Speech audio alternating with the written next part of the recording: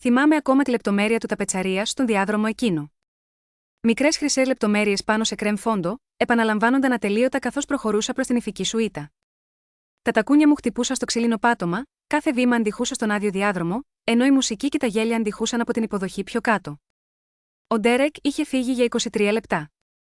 Το ήξερα γιατί κοίταξα το ρολόι μου 4 φορές, προσπαθώντας να μην φανώ σαν την ανήσυχη σύζυγο που παρακολουθεί τον άντρα της στο γάμο του δικού της αδελφού. Μου είχε πει ότι θα πήγαινε στην τουαλέτα, με φίλησε στο μάγουλο και χάθηκε μέσα στο πλήθος των χορευτών. Ήταν 23 λεπτά πριν. Σίγουρα μιλάει με κάποιον, ψιθύρισα στον εαυτό μου, ισιώνοντας το φόρεμα της παρανύφης για 100η φορά. Το βαθύ μπορντό ύφασμα ξαφνικά φάνηκε πολύ σφιχτό, πολύ ζεστό. Σταμάτα να είσαι παράξενη.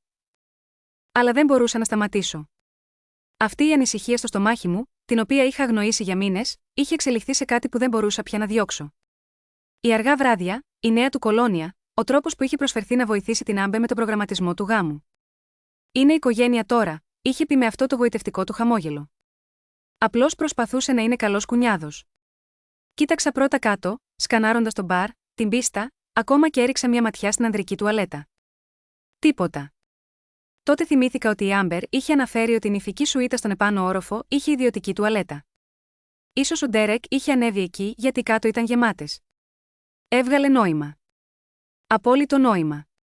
Ο δεύτερος όροφος του χώρου ήταν πιο ήσυχος, διακοσμημένος με το ίδιο κομψό κρέμ και χρυσό θέμα. Η μαλακή φωτισμός έκανε τα πάντα να φαίνονται ονειρικά, ρομαντικά. Πέρασα μπροστά από καδρωμένους καθρέφτες και παλιές φωτογραφίες, η αντανακλάσή μου πιασμένη στο γυαλί. Φαινόμουν κουρασμένη. Πότε άρχισα να φαίνομαι τόσο κουρασμένη? Η νηφική σουίτα ήταν στο τέλος του διαδρόμου, η πόρτα ελαφρώς ανοιχτή. Ένας λωρίδας ζεστού φωτός χυνόταν στο χαλί. Ντέρεκ, τον φώναξα απαλά, μη θέλοντας να διαταράξω αν η Άμπερ ήταν μέσα και έβαφε το μακιγιάζ της. Είσαι εδώ? Καμία απάντηση.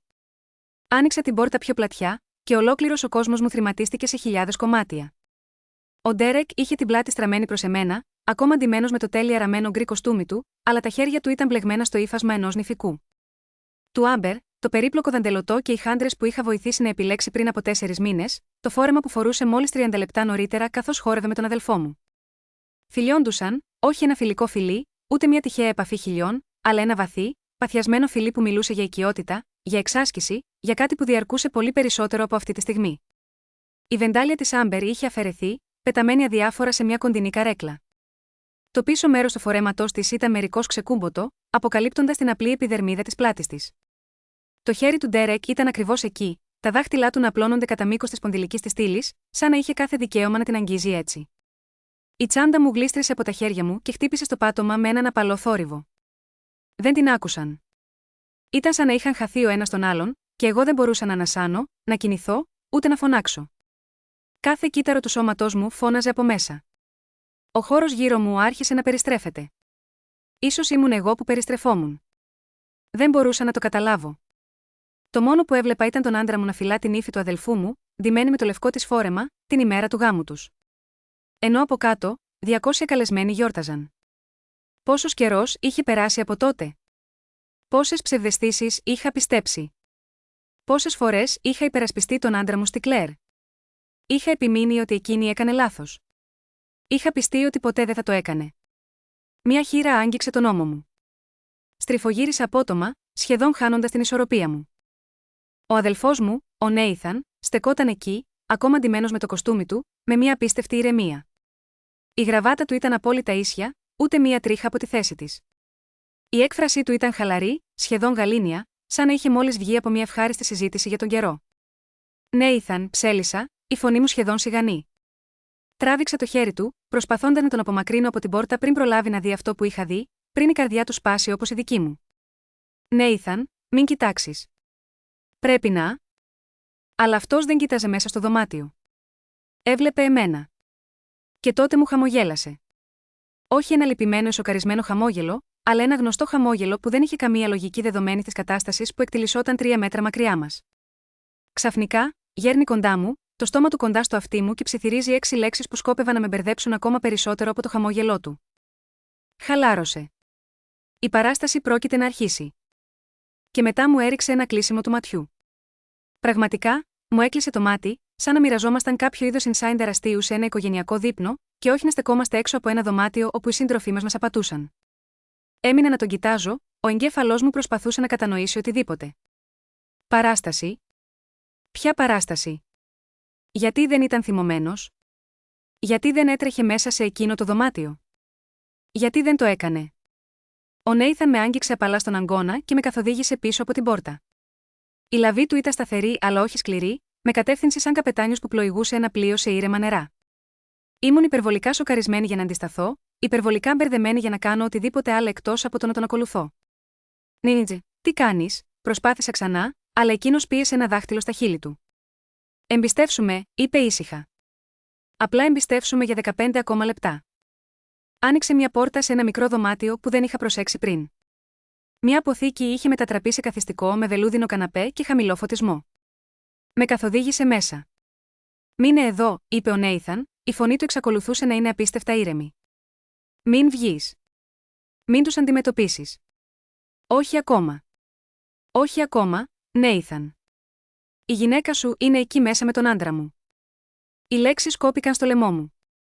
Το να το πω φωναχτά το έκανε πραγματικό, με έναν τρόπο που η θέα του δεν είχε καταφέρει.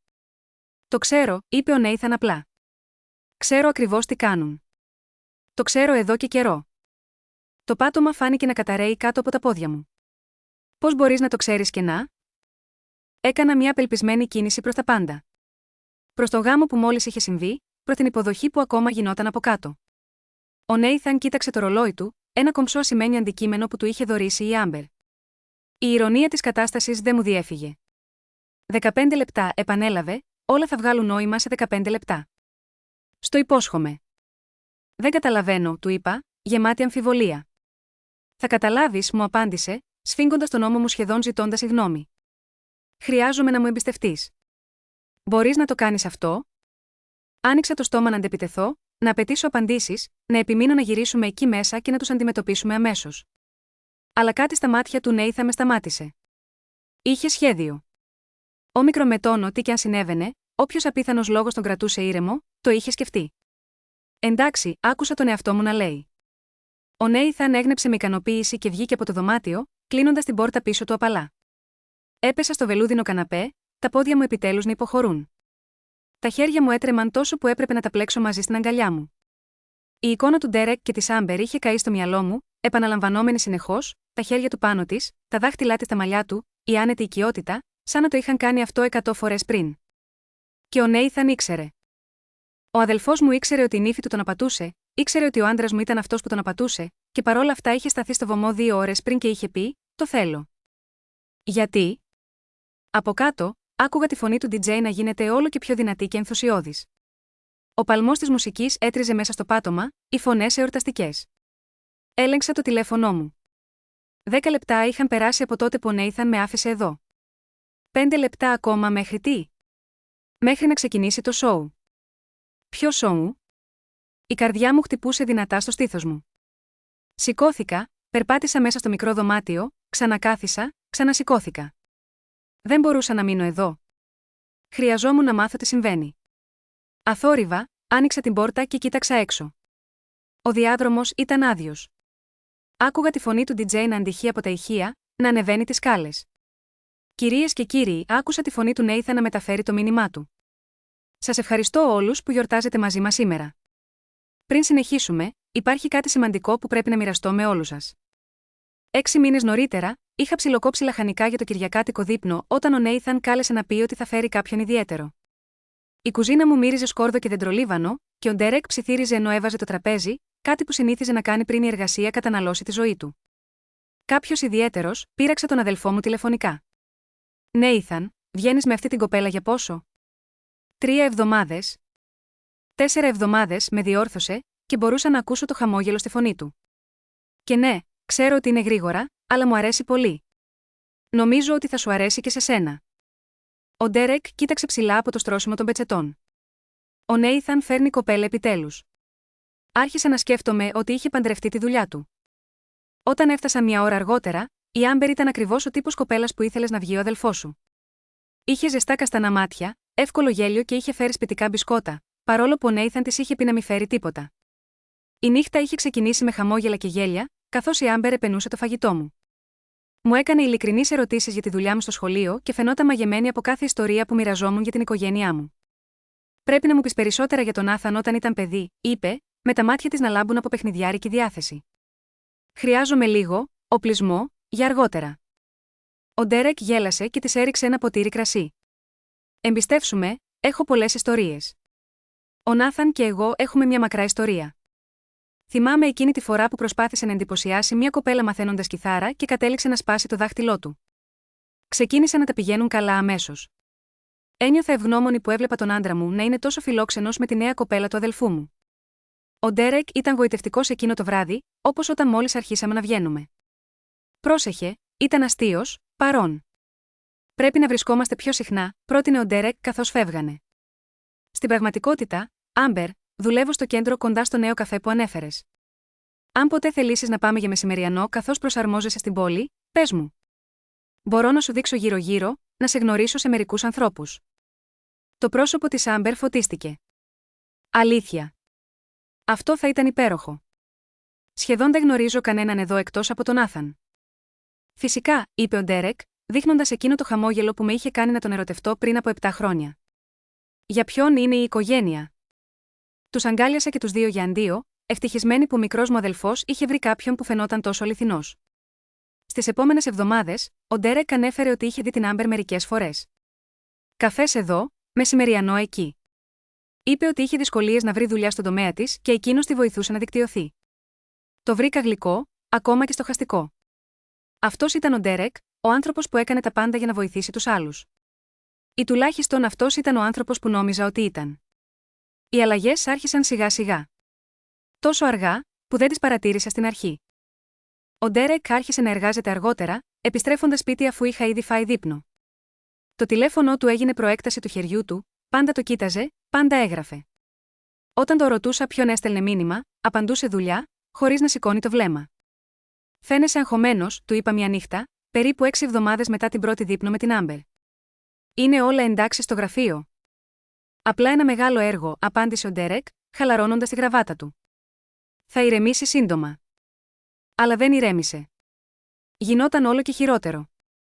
3 μήνες αργότερα, η καλύτερη μου φίλη, η Κλέρ, με πήρε τηλέφωνο μια Τρίτη απόγευμα. Ήμουν μοιρασμένη με τα γραπτά μου στην τάξη κατά τη διάρκεια της ελεύθερης περίοδου. Γεια σου, περίεργη ερώτηση, είπε η Κλέρ, με προσεκτική φωνή. Μόλις είδα τον Ντέρεκ στο Rosewood Cafe. Είχε καφέ με μια γυναίκα, νέα με καστανά μαλλιά. Φαινόταν πολύ φιλική. Το στομάχι μου σφίχτηκε. Τι εννοείς φιλική? Δηλαδή, ήταν κοντά ο ένας τον άλλον, γελούσαν. Αυτή τον άγγιξε στον ώμο μερικές φορές. Δεν ήθελα να διακόψω γιατί δεν ήμουν σίγουρη αν ήταν δουλειά, αλλά. Σταμάτησε.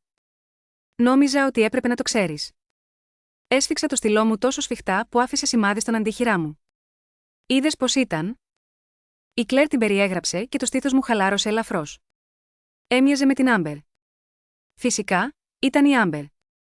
Ο Ντέρεκ συνέχιζε να βοηθάει την Άμπερ να διευρύνει το δίκτυό της, πιθανώς εισάγοντας τις πιθανούς εργοδότες. Είναι η κοπέλα του Νέιθαν, εξήγησα, αφήνοντας να με πλημμυρίσει η ανακούφιση. Ο Ντέρεκ τη βοηθάει να βρει δουλειά. Αχ, είπε η Κλέρ, ακούγοντας κάπως αβέβαιη. Εντάξει, αυτό βγάζει νόημα, φαντάζομαι. Συγγνώμη που σε ανησύχησα. Όχι, εντάξει είναι. Εκτιμώ που νοιάζεσαι για μένα. Αλλά μόλις έκλεισα το τηλέφωνο, η ανακούφιση μετατράπηκε σε κάτι άλλο, κάτι που με έκανε να νιώθω άβολα. Γιατί δεν είχε αναφέρει ο Ντέρεκ ότι είχε καφέ με την Άμπερ σήμερα? Συνήθως μου έλεγε όταν την έβλεπε. Και γιατί είχαν φανεί τόσο φιλικοί ώστε να νιώθει η Κλέρ την ανάγκη να με καλέσει εκείνο το βράδυ? Καθώς ετοιμαζόμασταν για ύπνο, το ανέφερα χαλαρά. Η Κλέρ είπε ότι σε είδε με την Άμπερ στο Rosewood σήμερα. Ο Ντέρεκ δεν έχασε χρόνο. Ναι, την παρουσίασα σε έναν συνάδελφο που μπορεί να έχει μια θέση στο τμήμα του. Δούλεψε, ρώτησα. Νομίζω πως ναι. Φαινόταν ενθουσιασμένη. Βλέπεις. Μια απολύτως λογική εξήγηση. Αυτό είναι υπέροχο, είπα, μπαίνοντας στο κρεβάτι. Δεν το ανέφερες νωρίτερα. Ο Ντέρεκ απλώς σήκωσε τους ώμους του, σκρολάροντας το τηλέφωνό του. Δεν το έκανα. Συγγνώμη, ήταν απλώς ένας γρήγορος καφές, σχεδόν άξιος αναφοράς. Τον κοίταξα για μια στιγμή, το πρόσωπό του φωτισμένο από την μπλε λάμψη της οθόνης του. Πότε είχαμε σταματήσει να μιλάμε πραγματικά? Πότε οι συζητήσεις μας είχαν μετατραπεί σε επιφανειακές ανταλλαγές για λογιστικά και προγράμματα, Ντέρεκ? Είμαστε καλά, ρώτησα, και εκείνος κοίταξε ψηλά, φανερά έκπληκτος. Φυσικά και είμαστε καλά. Γιατί το ρωτάς αυτό? Δεν ξέρω. Απλώς φαίνεσαι απομακρυσμένος τελευταία, σαν να είσαι πάντα κάπου αλλού, ακόμα και όταν είσαι εδώ. Ο Ντέρεκ έβαλε το τηλέφωνο του κάτω και με τράβηξε κοντά του. Λυπάμαι. Η δουλειά έχει τρελαθεί. Αλλά έχεις δίκιο. Πρέπει να είμαι πιο παρόν. Τι λες να προγραμματίσουμε ένα Σαββατοκύριακο μακριά? Μόνο οι δυο μας. Τον επόμενο μήνα, μόλις τελειώσει αυτό το έργο. Κλείστηκα στην αγκαλιά του, θέλοντας να τον πιστέψω. Ακούγεται τέλειο. Όμως το Σαββατοκύριακο δεν πραγματοποιήθηκε ποτέ. Το έργο δεν τελείωσε, και ο Ντέρεκ συνέχιζε να απομακρύνεται. Εν τω μεταξύ, η σχέση του Νέιθαν με την Άμπερ προχωρούσε με ταχύτητα.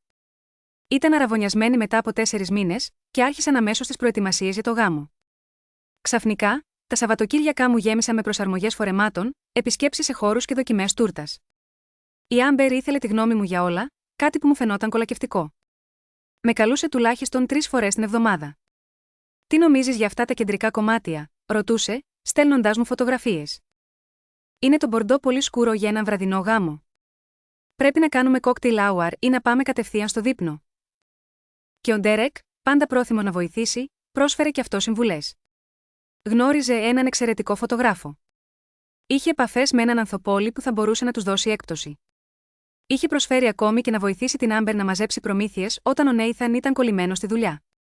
Είσαι τόσο θαυμάσιος, του είπα ένα βράδυ, παρακολουθώντας τον να στέλνει μηνύματα στην Άμπερ για τα τραπεζομάντιλα. Η Άμπερ είναι τυχερή που σε έχει να τη βοηθάς. Θα γίνει η οικογένεια. Η Άμπερ είναι τυχερή, είπε ο Ντέρεκ χωρίς να σηκώσει το βλέμμα του. Εξάλλου, ο Νέιθαν είναι πολύ απασχολημένος στη δουλειά. Κάποιος πρέπει να τη βοηθήσει. Ωστόσο, ο Νέιθαν είχε αρχίσει να συμπεριφέρεται παράξενα. Γύρω στη 12η εβδομάδα των προετοιμασιών για το γάμο, ο Ντέρεκ άρχισε να μου κάνει περίεργες ερωτήσεις κατά τη διάρκεια των εβδομαδιαίων τηλεφωνημάτων μας. Πώς πάει ο Ντέρεκ στη δουλειά? Ρωτούσε. Ακόμα δουλεύει μέχρι αργά? Ναι, δυστυχώς. Γιατί? Ρώτησε, σχεδόν αδιάφορα. Απλά αναρωτιόμουν. Είστε καλά? Φαίνεσαι κουρασμένη τελευταία. Είμαι καλά. Απλά έχω πολλές υποχρεώσεις με το σχολείο και βοηθάω με το γάμο σας. Δεξί. Ο γάμος. Κάτι στη φωνή του φαινόταν αλλιώτικο, αλλά όταν το ρώτησα, άλλαξε θέμα. 2 μήνες πριν από το γάμο, ο Νέιθαν ήρθε για δείπνο χωρίς την Άμπερ. Ο Ντέρεκ δούλευε πάλι μέχρι αργά, όπως συνήθως. Μπορώ να σε ρωτήσω κάτι, είπε ο Νέιθαν, παίζοντας με το φαγητό του. Και θέλω να είσαι ειλικρινής μαζί μου. Φυσικά. Τι συμβαίνει? Με παρατηρούσε για αρκετή ώρα.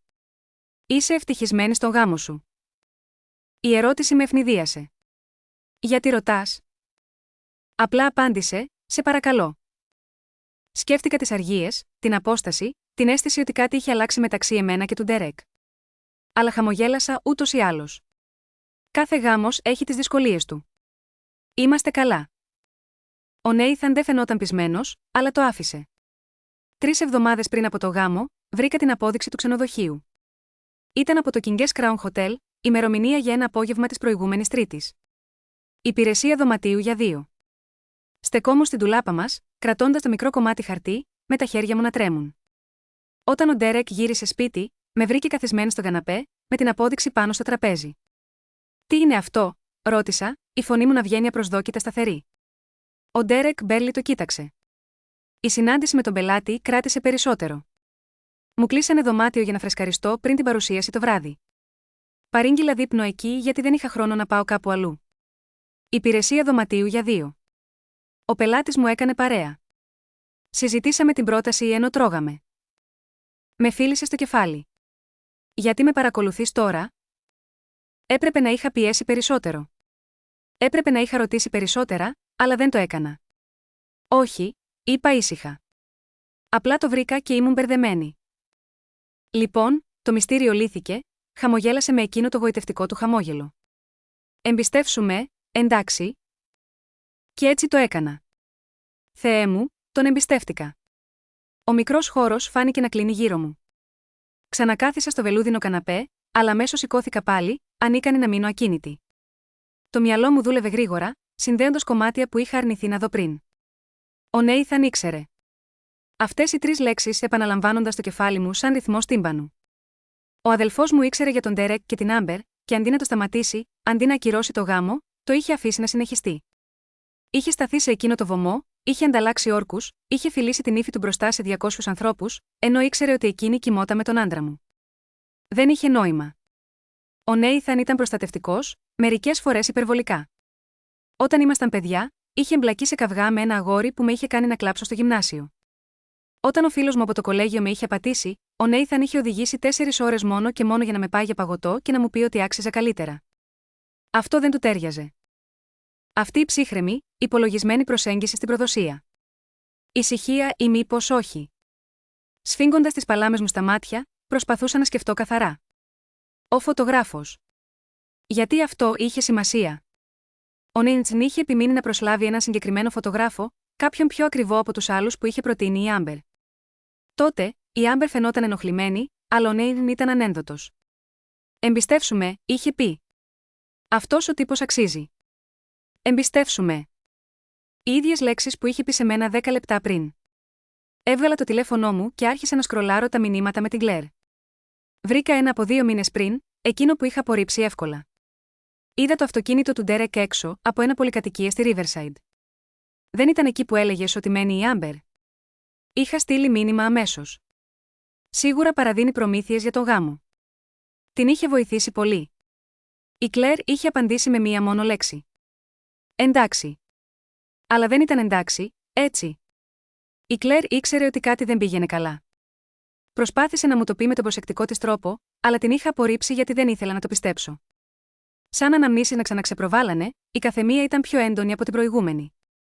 Ο Ντέρεκ προσφέροντας να βοηθήσει την Άμπερ με τις τελευταίες λεπτομέρειες του γάμου. Οι 3 φορές που ο Νέιθαν το είχε προτείνει συγκεκριμένα. Ντέρεκ, γιατί δεν βοηθάς την Άμπερ να πάρει τα δώρα για τους καλεσμένους την Πέμπτη? Έχω εκείνη την τηλεδιάσκεψη. Δεν μπορώ να μετακινηθώ. Και ο Ντέρεκ είχε συμφωνήσει τόσο γρήγορα, τόσο πρόθυμα.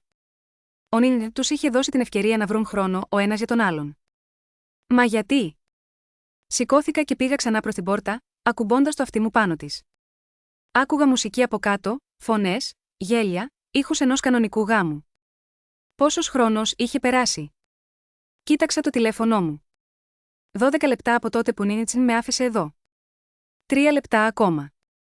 Η καρδιά μου χτυπούσε τόσο δυνατά που την ένιωθα στο λαιμό μου. Τι θα γινόταν σε 3 λεπτά? Ποιο ήταν αυτό το σόου που είχε αναφέρει ο Νέιθαν? Σκέφτηκα ξανά το φωτογράφο και ξαφνικά κάτι άλλο μπήκε στη θέση του. Στο δείπνο της πρόβας χθες το βράδυ, είχα παρατηρήσει το φωτογράφο να παθανατίζει τα πάντα. Όχι μόνο τις παραδοσιακές λήψεις, αλλά και αυθόρμητες στιγμές. Τον Ντέρεκ να μιλάει με την Άμπερ στη γωνία. Την Άμπερ να διορθώνει το μπουκέτο του Ντέρεκ όταν νόμιζε ότι κανείς δεν κοιτά. Ο φωτογράφος ήταν παντού, καταγράφοντας στιγμές που φάνταζαν ασήμαντες εκείνη τη στιγμή. Ήταν άραγε σημαντικές τώρα? Και ο βιντεογράφος. Ο Νέιθαν είχε προσλάβει και έναν βιντεογράφο, παρόλο που η Άμπερ είχε πει ότι δεν ήθελε έναν. Οι κάμερες με αγχώνουν, είχε πει. Αλλά ο Νέιθαν επέμεινε. Είναι η μέρα του γάμου μας. Θα θέλουμε να θυμόμαστε τα πάντα. Ω, Θεέ μου! Αποδείξεις. Ο Νέιθαν είχε συλλέξει αποδείξεις. Περπατούσα με νευρικές κινήσεις στο μικρό δωμάτιο, το μπορντό φόρεμά μου να σβουρίζει γύρω από τα πόδια μου. Πόσο καιρό είχε ο Νέιθαν να γνωρίζει? Είχε κάνει εκείνες τις περίεργες ερωτήσεις 12 εβδομάδες μετά την αρχή της προετοιμασίας του γάμου. Είχε ξέρει τότε υποψιαζόταν και είχε αρχίσει να ερευνά. Θυμήθηκα κάτι ακόμα. 2 μήνες πριν, ο Νέιθαν είχε αρχίσει να μου κάνει φαινομενικά αδιάφορες ερωτήσεις σχετικά με το πρόγραμμα του Ντέρεκ. Ήθελε να μάθει τι ώρα συνήθιζε να γυρίζει σπίτι από τη δουλειά, αν ταξίδευε για δουλειές, αν είχε κάποιο χόμπι που τον έβγαζε συχνά από το σπίτι. Στην αρχή, πίστευα πως ο Νέιθαν απλώς προσπαθούσε να κάνουμε κουβέντα, ίσως για να οργανώσει μια έκπληξη με γκολφ ή κάτι παρόμοιο. Ωστόσο, συνειδητοποίησα ότι είχε χαρτογραφήσει τις κινήσεις του Ντέρεκ, προσπαθώντας να κατανοήσει πότε αυτός και η Άμπερ θα είχαν την ευκαιρία να συναντηθούν. Η κοιλιά μου συσπάστηκε. Πόσες φορές είχαν βρεθεί μαζί? Πόσα ψέματα μου είχε πει ο Ντέρεκ? Κάθε αργά βράδυ στη δουλειά, κάθε επαγγελματικό δείπνο, κάθε Σαββατοκύριακο που δήλωνε πως ήταν απασχολημένος με γραφειοκρατία στο γραφείο. Και η Άμπερ, η γλυκιά, ζωντανή Άμπερ, που με καλούσε 3 φορές την εβδομάδα για να μου ζητήσει τη γνώμη μου για τις λεπτομέρειες του γάμου. Γελούσε άραγε μαζί του? Είχαν κοροϊδέψει πόσο αφελής ήμουν, πόσο εύκολο ήταν να με παραπλανήσουν? Ο χώρος γύρω μου φαινόταν υπερβολικά ζεστός. Πλησίασα το μικρό παράθυρο, αλλά ήταν σφραγισμένο. Έξω, το πάρκινγκ γέμιζε αυτοκίνητα από καλεσμένους του γάμου που δεν είχαν ιδέα για το τι συνέβαινε πραγματικά. Άνθρωποι που πίστευαν ότι γιόρταζαν τον έρωτα. Άκουσα βήματα στο διάδρομο και πάγωσα. Πέρασαν από την πόρτα μου και κατέβηκαν τις σκάλες. Τα χέρια μου έτρεμαν και πάλι. Είχαν περάσει 14 λεπτά. 1 λεπτό ακόμα μέχρι την προθεσμία των 15 λεπτών του Νέιθαν. Δεν μπορούσα να μείνω άλλο σε αυτό το δωμάτιο. Έπρεπε να μάθω τι συμβαίνει. Ο Νέιθαν θα καταλάβαινε. Έπρεπε να καταλάβει. Άνοιξα δειλά την πόρτα και κοίταξα έξω. Ο διάδρομος ήταν τώρα άδειος.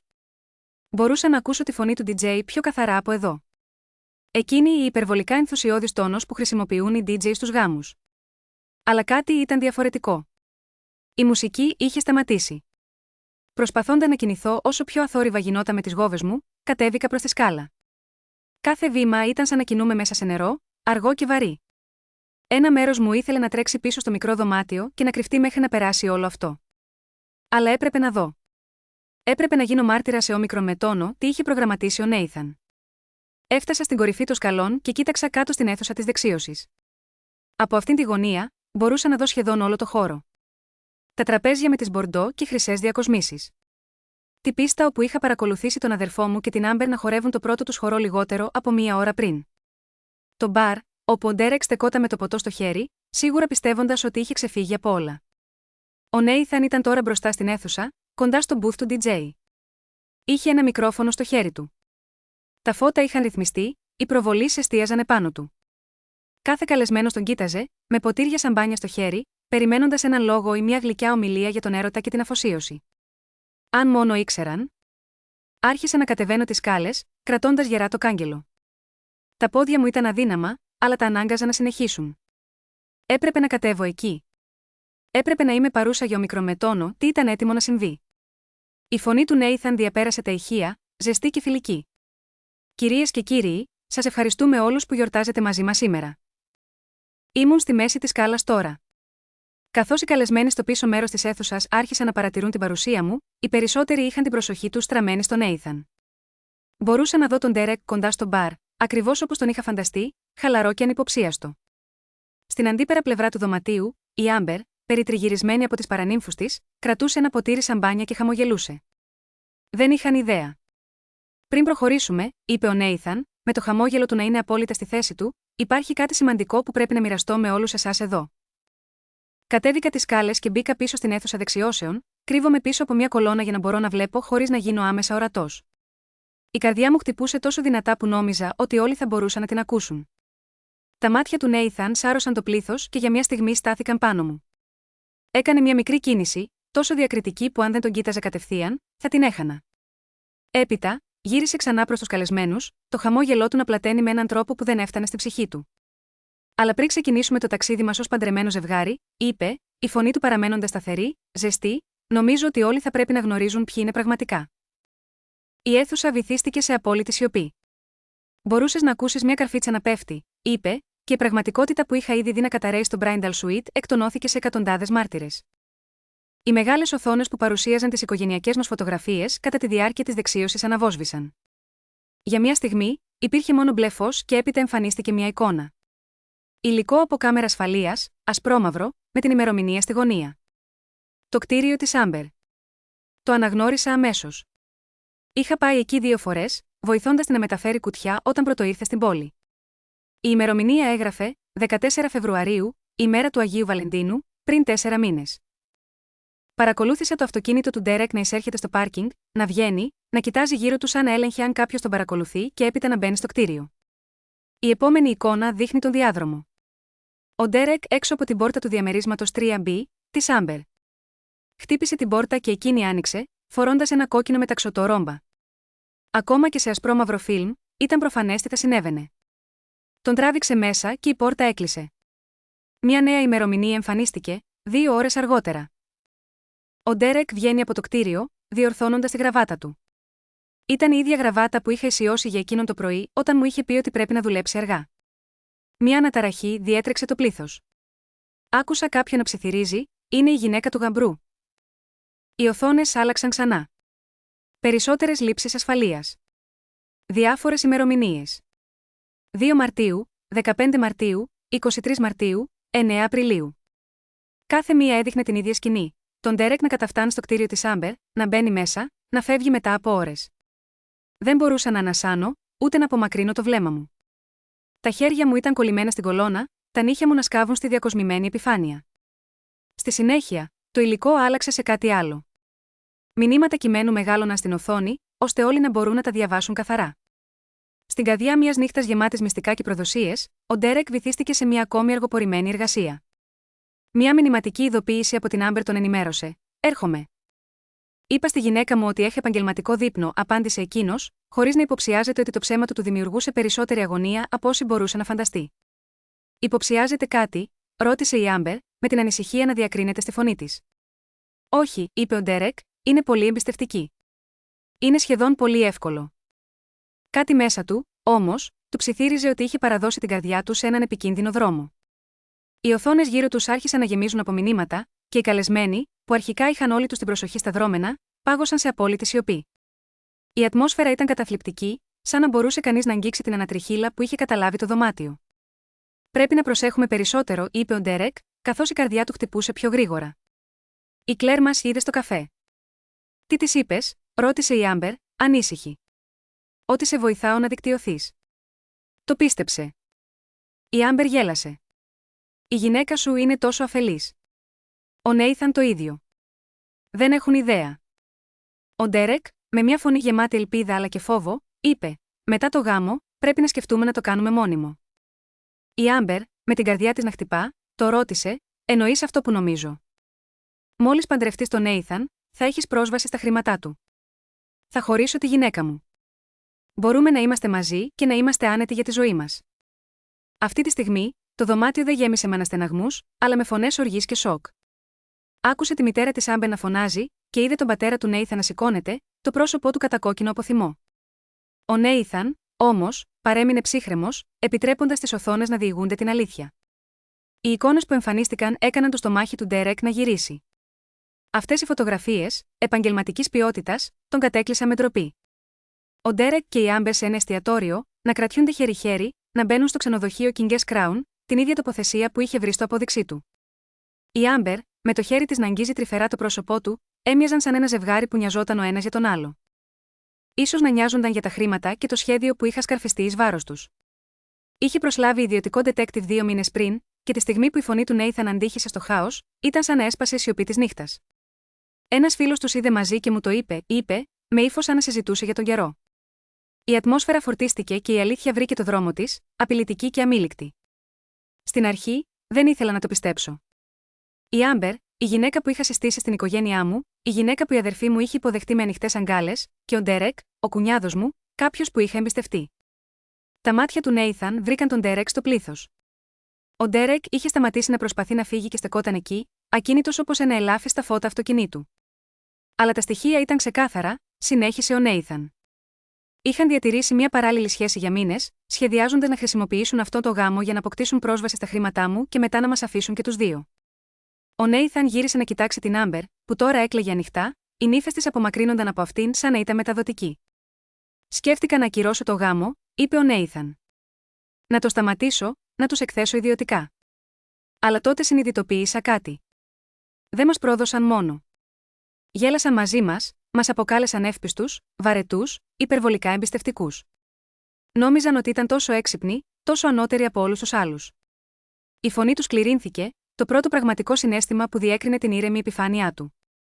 Έτσι, αποφάσισα να τους αφήσω να πιστεύουν ότι νίκησαν. Να τους αφήσω να πιστεύουν ότι το σχέδιό τους λειτουργούσε. Να τους αφήσω να στέκονται σε αυτό το βωμό, να ανταλλάσσουν όρκους που δεν σήμαιναν τίποτα, να γιορτάζουν με όλους σας ενώ νόμιζαν ότι την είχαν γλιτώσει. Ο Νέιθαν έβγαλε έγγραφα από την τσέπη του σακακιού του. «Αυτά είναι τα έγγραφα ακύρωσης του γάμου, ήδη κατατεθειμένα στο δικαστήριο από το πρωί. Αυτός ο γάμος είναι ανύπαρκτος. Ποτέ δεν συνέβη πραγματικά».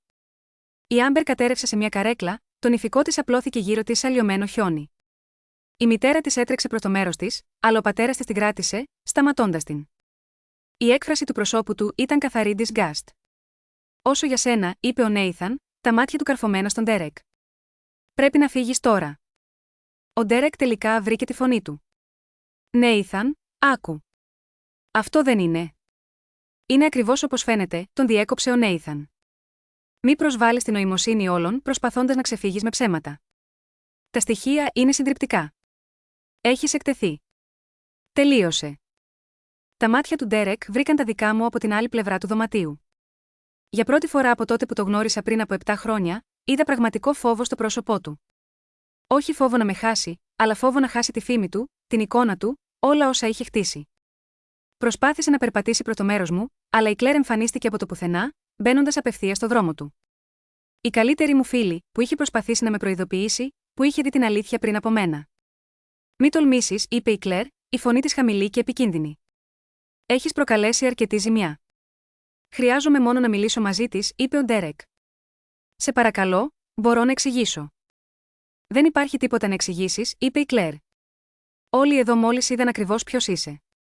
Τώρα φύγε πριν το κάνεις χειρότερο για τον εαυτό σου». Οι γαμπροί πλησίασαν προς τις εξόδους, δημιουργώντας έναν καθαρό δρόμο για τον Ντέρεκ να φύγει. Το μήνυμα ήταν προφανές. «Φύγε τώρα, ή θα σου δείξουμε την έξοδο». Ο Ντέρεκ κοίταξε γύρω του στα πρόσωπα ανθρώπων που ήξερε χρόνια. Φίλοι, οικογένεια, συνάδελφοι. Κάθε ένας από αυτούς τον κοιτούσε με περιφρόνηση. Άρπαξε το σακάκι του από μια κοντινή καρέκλα και περπάτησε προς την έξοδο, με το κεφάλι του σκυμμένο και τους ώμους του καμπουριασμένους. Καθώς περνούσε από δίπλα μου, προσπάθησε για μία ακόμα φορά. «Σε παρακαλώ», ψιθύρισε. Τον κοίταξα πραγματικά, και είδα έναν ξένο. Αυτός ο άντρας με τον οποίο είχα χτίσει μια ζωή, τον εμπιστευόμουν απόλυτα, τον είχα υπερασπιστεί σε όλους όσους τον είχαν αμφισβητήσει. Ήταν ένας ξένος που είχε χρησιμοποιήσει την αγάπη μου ως όπλο εναντίον μου. «Φύγε», του είπα ήσυχα. Ο Ντέρεκ έφυγε. Μόλις χάθηκε πίσω από τις πόρτες, η αίθουσα υποδοχής γέμισε με αναστάτωση. Οι φωνές διαπλέκονταν, οι άνθρωποι στέκονταν, οι καρέκλες τρίζανε στο πάτωμα. Οι παρανυφίδες της Άμπερ τον είχαν εγκαταλείψει ολοκληρωτικά. Εκείνη καθόταν μόνο στο τραπέζι που θα έπρεπε να είναι το κεντρικό, με το πρόσωπό της κρυμμένο στα χέρια της, οι ώμοι της να τρέμουν από λυγμούς που κανείς δεν φαινόταν να ενδιαφέρεται για αυτούς. Οι γονείς του Νέιθαν μιλούσαν με ένταση με τους γονείς της Άμπερ κοντά στο μπαρ. Έβλεπα το πρόσωπο του πατέρα της Άμπερ κόκκινο από θυμό και ντροπή. Η μητέρα της φαινόταν ότι θα λιποθυμήσει. Η μητέρα του Νέιθαν ρίχνοντας κλεφτές ματιές ανάμεσα στο γιο της και την Άμπερ, με μια έκφραση που δεν μπορούσα να αποκωδικοποιήσω. Η περηφάνεια ίσως, η σοκ που ο γιος της είχε οργανώσει όλα αυτά. Έμεινα παγωμένη πίσω από μια κολόνα, τα πόδια μου αρνούνταν να υπακούσουν. Όλα φαινόταν σουρεαλιστικά, σαν να παρακολουθούσα να συμβαίνουν όλα σε κάποιον άλλον, σαν να θα ξυπνούσα κάθε στιγμή και να συνειδητοποιούσα ότι ήταν απλώς ένας εφιάλτης που προκληθήκε από το άγχος και τον προγραμματισμό του γάμου. Αλλά ο πόνος στο στήθος μου ήταν πολύ πραγματικός. Η ταπείνωση που με κατέκαιγε ήταν πολύ ζωντανή. Αυτό συνέβαινε. Αυτό είχε συμβεί. «Έλα», η φωνή της Κλέρ με έβγαλε από την παράλυση. Ήταν ξαφνικά εκεί, δίπλα μου, με το χέρι της γύρω από τους ώμους μου. «Πάμε, πρέπει να φύγεις από εδώ». «Δεν μπορώ να κουνηθώ», ψιθύρισα. «Κλέρ, δεν μπορώ». «Όχι, μπορείς. Ένα βήμα μπροστά από το άλλο. Είμαι εδώ για σένα». Άρχισε να με καθοδηγεί προς μια πλάγια πόρτα, μακριά από το πλήθος, αλλά η φωνή του Νέιθαν μας σταμάτησε. «Περίμενε». Γύρισα να δω τον αδελφό μου να πλησιάζει, περνώντας ανάμεσα στους αποσβολωμένους καλεσμένους. Κάποιοι προσπάθησαν να του μιλήσουν, να του δώσουν χτύπημα στον ώμο ή να του εκφράσουν τα συλληπιτήρια τους, αλλά εκείνος τους προσπέρασε όλους. Η προσοχή του ήταν αποκλειστικά στραμμένη σε μένα. Όταν με πλησίασε, με αγκάλιασε σφιχτά. Έμεινα σφιγμένη στην αγκαλιά του για μια στιγμή. Μετά, κάτι μέσα μου κατέρευσε, και άρχισε να κλαίω. Όχι λεπτές δάκρυες, αλλά άσχημοι λυγμοί που ταράσανε όλο μου το σώμα. «Λυπάμαι», είπε ο Νέιθαν στα μαλλιά μου. «Λυπάμαι πολύ που δεν σου το είπα νωρίτερα. Λυπάμαι που έπρεπε να το μάθεις έτσι». «Το ήξερες», ψέλισα ανάμεσα στους λυγμούς. «Το ήξερες για 2 μήνες και δεν μου το είπες». «Το ξέρω. Το ξέρω. Και λυπάμαι, αλλά αν σου το έλεγα, εκείνος θα το αρνιόταν. Θα είχε κάποια πιστική εξήγηση. Και ένα μέρος σου θα ήθελε να τον πιστέψει. Το ξέρεις, θα ήθελες». «Το ήξερα». Αυτό ήταν το χειρότερο κομμάτι. Ακόμα και με τις προειδοποιήσεις της Κλέρ, ακόμα και με την απόδειξη του ξενοδοχείου, ακόμα και με όλα τα σημάδια, είχα επιλέξει να τον πιστέψω επειδή η εναλλακτική ήταν πολύ επώδυνη. Χρειαζόμουν απτές αποδείξεις, συνέχισε ο Νέιθαν, αποτραβώντας λίγο για να με κοιτάξει. Αποδείξεις που δεν μπορούσαν να εξηγηθούν ή να αρνηθούν. Η ατμόσφαιρα στην αίθουσα του γάμου ήταν ηλεκτρισμένη, με τα βλέμματα να εστιάζουν στον Νέιθαν, ο οποίος είχε ένα σχέδιο που κανείς δεν μπορούσε να φανταστεί. Ήξερε ότι έπρεπε να αποκόψει κάθε διαφυγή για εκείνους που είχαν προσπαθήσει να τον παγιδεύσουν. Έτσι, άφησε τη γαμήλια τελετή να προχωρήσει, στέκοντας εκεί, παντρεμένος με την Άμπερ, γνωρίζοντας ότι ο γάμος δεν ήταν ποτέ νομίμως καταγραμμένος. Ο ιερέας που τους πάντρεψε ήταν στην πραγματικότητα ένας ηθοποιός, ένας φίλος από το πανεπιστήμιο που του χρωστούσε μια χάρη. Η άδεια που είχε υποβάλει ήταν κενή. Δεν υπήρχε πουθενά καταγραφή αυτού του γάμου. Η συνειδητοποίηση χτύπησε σαν κεραυνός. Όλο αυτό ήταν μια απάτη, μια παγίδα. Ο Νέιθαν ήθελε και τους δύο εκεί, μπροστά σε όλους τους γνωστούς τους, με αδιάσυστα στοιχεία. Ήξερε ότι έπρεπε να καταστρέψει τη φήμη τους με τον ίδιο τρόπο που εκείνοι σχεδίαζαν να καταστρέψουν τις ζωές τους. Η Κλέρ, που παρακολουθούσε την κατάσταση, άφησε ένα σφύριγμα θαυμασμού.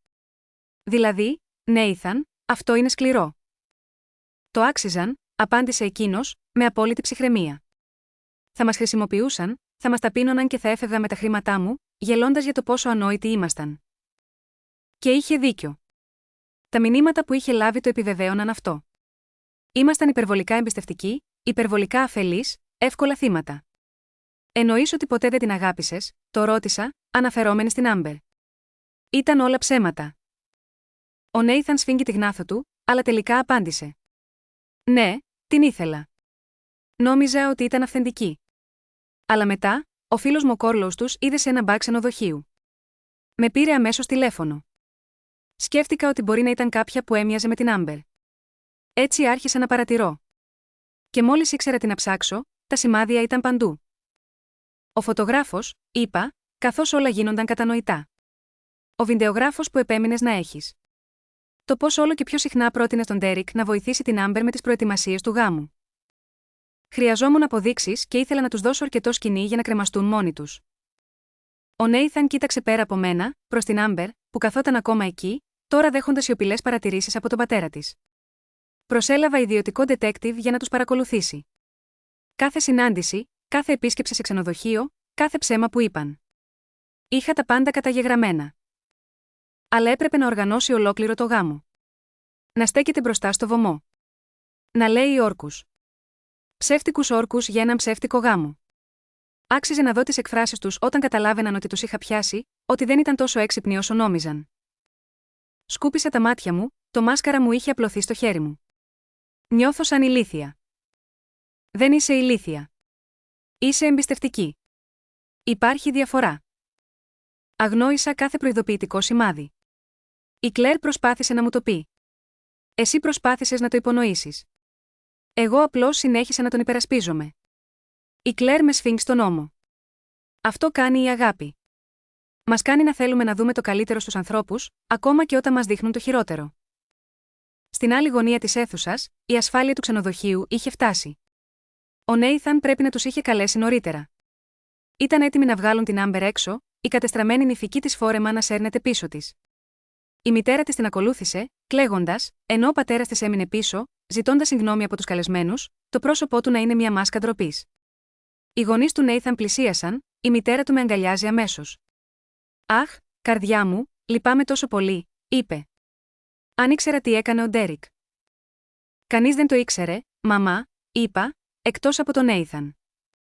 Ο πατέρας του Νέιθαν του δίνει μια παρότρινση στον ώμο. Αυτό χρειάζεται θάρρος, γιέ μου, και προγραμματισμό. Ήμουν περήφανος για τον αδερφό μου που στάθηκε στο πλευρό μου, ακόμη και αν οι μέθοδοι του δεν ήταν οι πιο συμβατικές. Ο Ντέρεκ δεν θα αποδεχόταν εύκολα την κατάσταση, είπε ο Νέιθαν. Οι άνθρωποι που ήταν εδώ απόψε, οι συνεργάτες του, οι επιχειρηματικοί του φίλοι, οι γνωριμίες του σε υψηλές θέσεις. Μέχρι το πρωί, όλοι στην κοινωνική μας σφαίρα θα γνώριζαν τι είχε συμβεί. Η φήμη του είχε τελειώσει. Αυτό θα έπρεπε να με έκανε να νιώθω καλύτερα, ότι ο Ντέρεκ θα αντιμετώπιζε συνέπειες, αλλά ένιωθα κενός, άδειος. 7 χρόνια από τη ζωή μου, χτισμένα πάνω σε ψέματα. Πόσο από τη σχέση μας ήταν αληθινό? Με είχε αγαπήσει ποτέ πραγματικά ή ήμουν απλώς βολική? Έλα, είπε η Κλέρ με τρυφερότητα. Άσε πάω σπίτι. Έχεις περάσει αρκετά απόψε. Δεν θέλω να πάω σπίτι, είπα. Το διαμέρισμα που μοιραζόμουν με τον Ντέρεκ φαινόταν ξαφνικά σαν το τελευταίο μέρος που ήθελα να είμαι. Κάθε δωμάτιο θα μου θύμιζε εκείνον, εμάς, τη ζωή που νόμιζα ότι χτίζαμε μαζί. «Ελάτε στο σπίτι μου», πρότεινε η Κλέρ. «Μπορείς να μείνεις όσο χρειαστεί». Ο Νέιθαν έβγαλε το τηλέφωνό του. «Θα καλέσω έναν δικηγόρο το πρώτο πράγμα το πρωί της Δευτέρας. Θα ξεκινήσουμε τη διαδικασία διαζυγίου αμέσως και θα βεβαιωθώ ότι θα πάρεις ομικρόν με τόνο τι σου ανήκει στη συμφωνία». «Δεν με νοιάζει για τα χρήματα», είπα. «Πρέπει να σε νοιάζει», είπε ο Νέιθαν σταθερά. «Δεν έχει δικαίωμα να σε προδώσει και να φύγει ατιμόρυτος. Θα τον πάρεις για όλα όσα αξίζει και θα το χρησιμοποιήσεις για να χτίσεις μια καλύτερη ζωή χωρίς αυτόν». Πίσω μας, ο DJ είχε αρχίσει να μαζεύει τον εξοπλισμό του. Οι καλεσμένοι έφευγαν, κάποιοι σταματούσαν για να προσφέρουν λόγια συμπαράστασης, άλλοι απλώς βιαστικά περνούσαν με ντροπιασμένα πρόσωπα. Οι φωτεινές γυρλάντες που είχαν κάνει τα πάντα να μοιάζουν μαγικά πριν από μία ώρα, τώρα φάνταζαν γελίες και ψεύτικες. Αυτή θα έπρεπε να είναι μια γιορτή. Αντίθετα, είχε μετατραπεί σε μια κηδεία για δύο σχέσεις που είχαν πεθάνει πολύ πριν από απόψε. Αλλά καθώς ο Νέιθαν με οδηγούσε προς την έξοδο, το χέρι του γύρω από τους ώμους μου και την Κλέρ από την άλλη πλευρά, συνειδητοποίησα κάτι. Ναι, είχα χάσει έναν σύζυγο, χάσει το μέλλον που είχα προγραμματίσει, τη ζωή που είχα οραματιστεί. Αλλά δεν είχα χάσει τα πάντα. Ο αδερφός μου είχε ρισκάρει τη δική του ευτυχία για να προστατέψει τη δική μου. Είχε υποφέρει μήνες σχεδιάζοντας έναν ψεύτικο γάμο, προσποιούμενος ότι αγαπούσε μια γυναίκα που τον πρόδιδε, μόνο και μόνο για να βεβαιωθεί ότι θα έβλεπα την αλήθεια για τον Ντέρεκ. Αυτή η αφοσίωση άξιζε περισσότερο από κάθε γάμο χτισμένο πάνω σε ψέματα. Και η Κλέρ, που ποτέ δεν είχε συμπαθήσει τον Ντέρεκ από την αρχή, αλλά με είχε υποστηρίξει παρόλα αυτά, που είχε προσπαθήσει να με προειδοποιήσει με τρυφερότητα, και όταν αυτό δεν είχε λειτουργήσει, είχε απλώς σταθεί εκεί για να με πιάσει όταν έπεσα. Αυτή ήταν η πραγματική φιλία. Περάσαμε από τις πόρτες της αίθουσας δεξιώσεων στο δροσερό νυχτερινό αέρα. Εισέπνευσα βαθιά, αφήνοντας τον αέρα να γεμίσει τους πνευμονές μου. «Θα είσαι καλά», είπε ήσυχα ο Νέιθαν. «Δεν το νιώθεις τώρα, αλλά θα είσαι». Κοίταξα ψηλά στα αστέρια που ήταν σκορπισμένα στο σκοτεινό ουρανό. Κάπου εκεί έξω, ο Ντέρεκ πιθανό να σχεδίαζε το επόμενο ψέμα του, την επόμενη δικαιολογία του. Η Άμπερ πιθανότατα έκανε το ίδιο, αλλά εγώ βρισκόμουν εδώ, ανάμεσα σε δύο ανθρώπους που με αγαπούσαν πραγματικά, που δεν θα με πρόδιδαν ποτέ, που είχαν αποδείξει απόψε ότι θα έκαναν τα πάντα για να με προστατεύσουν. «Ναι», το είπα. Και για πρώτη φορά από τότε που μπήκα στο νηφικό δωμάτιο, το πίστευα. 3 μήνες αργότερα, καθόμουν απέναντι από τον Νέιθαν στο αγαπημένο μας καφέ, το ίδιο που η Κλέρ είχε δει τον Ντέρεκ με την Άμπερ πριν από μήνες. Η ανάμνηση δεν με πλήγωνε πια όπως παλιά. Ο διαζευκτικός μας γάμος είχε ολοκληρωθεί την προηγούμενη εβδομάδα. Ο Ντέρεκ είχε προσπαθήσει να το πολεμήσει, ισχυριζόμενος ότι δικαιούταν το μισό από όλα, αλλά ο δικηγόρος του Νέιθαν τον είχε συντρίψει στο δικαστήριο.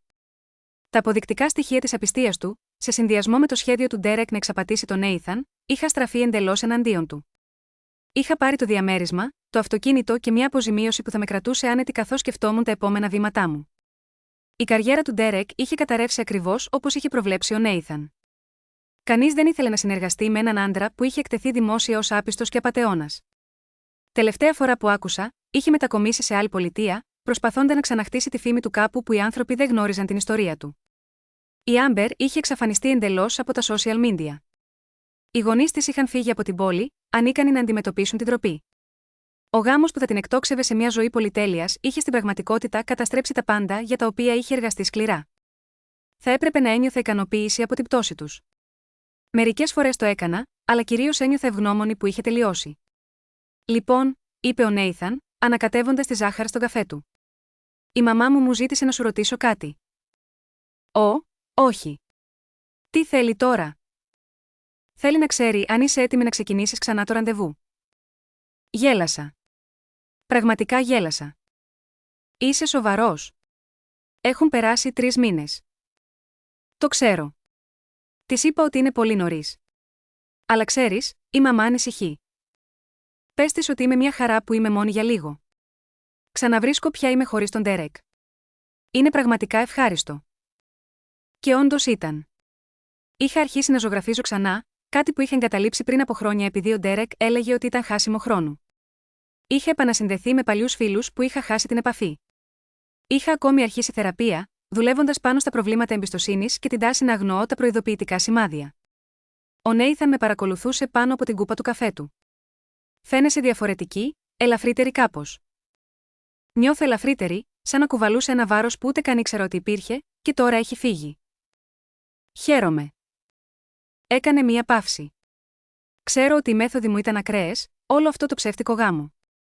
Αλλά δεν το μετανιώνω. Το ξέρω ότι δεν το μετανιώνεις. Και, ειλικρινά, ούτε εγώ. Αν μου είχες πει, θα είχα αντιμετωπίσει τον Ντέρεκ ιδιωτικά, θα είχε ψεύδεται. Θα ήθελα να τον πιστέψω, και πιθανό να ήμουν ακόμα παντρεμένη μαζί του, αργά πεθαίνοντας μέσα μου ενώ αυτός συνέχιζε να πατά. Ακριβώς. Τότε, η Κλέρ έφτασε, γλιστρώντας τη θέση δίπλα μου με τη συνήθη δραματική της κίνηση. Συγγνώμη που άργησα. Η κίνηση ήταν τρελή. Απλώς συζητούσαμε για την ασυνήθιστη αλλά αποτελεσματική προσέγγιση του Νέιθαν για την αδελφική προστασία, είπα. Η Κλέρ χαμογέλασε. Ο ήλιος είχε αρχίσει να δείει, ρίχνοντας μια μαγευτική χρυσή λάμψη στο καφέ όπου καθόμασταν. Η ατμόσφαιρα ήταν γεμάτη γέλια και ζεστασιά, αλλά η καρδιά μου χτυπούσε δυνατά. Πριν από λίγο, είχαμε γίνει μάρτυρες της πιο επικής αποτυχίας γάμου στην ιστορία, και οι αντιδράσεις των καλεσμένων, με τα πρόσωπά τους να γίνονται κατάλευκα, μας είχαν κάνει να ξεσπάσουμε σε γέλια. Ήταν μια στιγμή που μας είχε ενώσει, κάνοντας μας να νιώσουμε ότι όλα θα πάνε καλά. Ξαφνικά, το τηλέφωνο μου άρχισε να δονείται. Ένα μήνυμα από έναν άγνωστο αριθμό. Η κοιλιά μου σφίγγεται αυτόματα, παλιές συνήθειες από τις εποχές που ο Ντέρεκ μου έστελνε μηνύματα από διάφορους αριθμούς, προσπαθώντας να με πείσει να του μιλήσω. Όταν όμως άνοιξα το μήνυμα, η έκπληξή μου ήταν μεγάλη. Γεια σου, είμαι ο Θωμάς από την Γκαλερί Τέχνης.